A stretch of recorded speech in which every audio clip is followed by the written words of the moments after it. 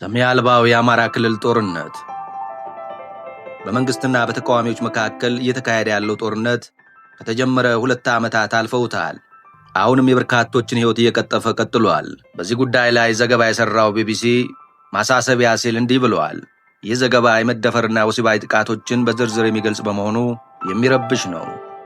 እናት እሁድ ጠዋት ወታደሮች ወደ ቤቷ ሲመጡ ከ8 ዓመት የእህቷ ልጅ ጋር እንደነበረች ትናገራለች። የኢትዮጵያ መከላከያ ሰራዊት ታህሳስ 27 ቀን 2017 ዓ.ም በአማራ ክልል እየበረታ የመጣውን የፋኖ ታጣቂዎች አመፅ ለመከላከል ከሚወስደው እርምጃ ጋር በተያያዘ የቤት ለቤት ፍተሻ እያደረገ ነበር። እናት የኢትዮጵያ መከላከያ ሰራዊት የደንብ ልብስ የለበሱ 3 ወታደሮች ደቡብ ጎንደር ወደሚገኘው ቤታቸው እንደመጡና ስለ ማንነቷ እንዲሁም የፋኖ ታጣቂዎች ከምትሰራበት ጠላ ቤት እንደሚመጡ መጠየቅ መጀመራቸውን ትናገራለች። የ21 ዓመቷ እናት የፋኖ ታጣቂዎች እንደሚመጡ ማረጋገጧን ትገልጻለች። እንዴት ብለን እንዋሻለን? እንዴት ብለን እንክዳለን? ነገሮች ወዲያው ዝም ብለው ሳይቆዩ ተካረሩ።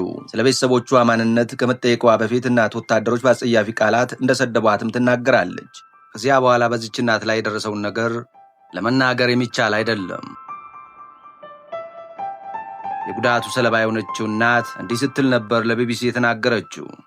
እንዳይጎዱኝ ተማጸንኳቸው፣ ታቦታትን እየጠራሁ ለመንኳቸው፣ ግን ልባቸው አራራልኝም፣ አበላሹኝ። እናት ብቻዋን አይደለችም። እናት የአማራ ክልል የትጥቅ እንቅስቃሴ ከተቀሰቀሰ ከሐምሌ 2015 ጀምሮ ወሲባዊ ጥቃት ደርሶባቸዋል ተብለው ከሚታመኑ በሺዎች ከሚቆጠሩ ሴቶች ውስጥ አንዷ ናት። ምንም እንኳን እውነተኛው ግጭት ነክ ወሲባዊ ጥቃት መጠን ሪፖርት ባለመደረጉና ባለመመርመሩ በትክክል ባይታወቅም ቢቢሲ ያሰባሰባቸው መረጃዎች ከሐምሌ 2015 እስከ ግንቦት 2017 ዓ.ም ድረስ ከ8 ዓመት እስከ 65 ዓመት ዕድሜ ያላቸው በሺዎች የሚቆጠሩ ሰዎች አስገድዶ መደፈር ጥቃት እንደደረሰባቸው ያመላክታል። ገለልተኛ መገናኛ ብዙሃን በክልሉ ያለውን ግጭት ለመዘገብ በተጣለባቸው ክልከላና ገደብ ምክንያት ወደ ክልሉ መግባት ባይችሉም የቢቢሲና የናይሮቢ ጋዜጠኞች ቡድን ያስገድዶ መደፈር ጥቃት ተጎጂዎችንና የጤና ባለሙያዎችን በማነጋገር ቀውሱ በሰብአዊነት ላይ እያሳረፈ ያለውን ጠባሳ የሚመለከት መረጃ አግኝተዋል። የአማራ ክልል የትጥቅ ግጭት መንግስት ለ2 ዓመታት በነበረው ደም አፋሳሹ የትግራይ ጦርነት የተሳተፉትን ኃይሎች ጨምሮ የክልሉ ኃይሎችን ለመበተን ሲሞክር ነበር የፈነዳው። የፋኖ ኃይሎች እርምጃው ክደት የተሰማቸው ሲሆን ለመብት ተሟጋቾች መረጃ በተለይም የአማራ ማህበረሰብ ላይ ያነጣጠረ ጥቃቶች መባባሳቸውን ተከትሎ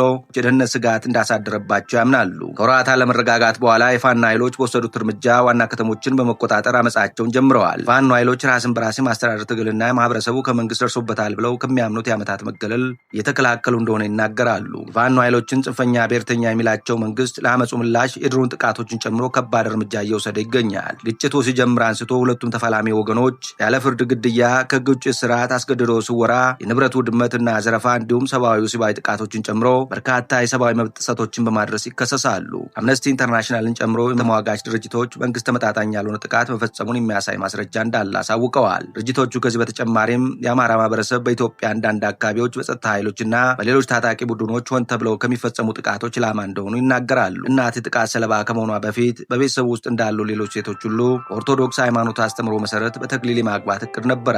ከዚያች ቀን በፊት ወንድ የወሲብ ግንኙነት አላውቅም ነበር ትላለች እናት። አበላሽተውኝ ሄዱ፣ ቢገድሉኝ ይሻል ነበርም ብላለች። ይህ ዘገባ የቢቢሲ ነው። ዘገባው በክልሉ እየደረሰ ያለውን ሰብአዊ ቀውስ በሚገባ ተንትኗል። በእርግጥም በክልሉ የተቀሰቀሰው ጦርነት የክልሉን ህዝብ ከየትኛው ማህበረሰብ በላይ እየጎዳ ይገኛል።